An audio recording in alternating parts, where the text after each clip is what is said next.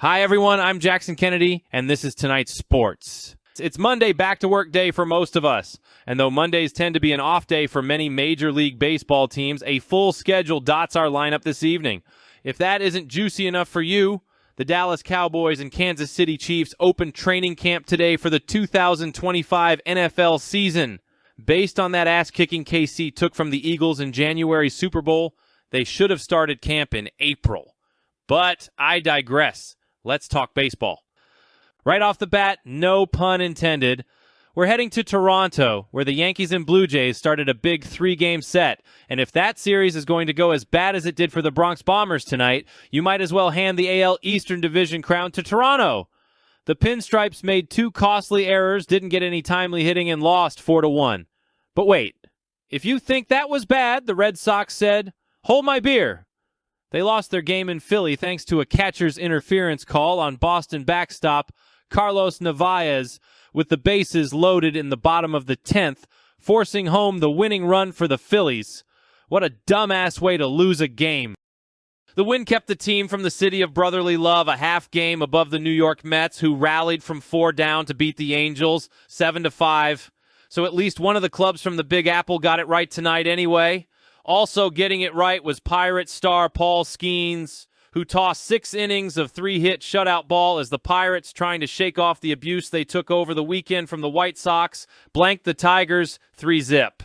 Even with that loss and a Cleveland win, a 10-5 slugfest with Baltimore, they remain 10 games up on the Guardians. Out in the AL West, Houston got 2 homers and 5 ribbies from Bryce Matthews to thump Arizona 6-3. That gets their division lead back to 5 over Seattle, who got smacked around by the scorching hot Milwaukee Brewers 6-zip. It was the Brew Crew's 11th straight win. It also pushed them into sole possession of the NL Central over the Cubs, who suffered a 12-4 beatdown at the hands of Kansas City. Finally, in the NL West, the Dodgers got a much-needed 5-2 triumph against Minnesota.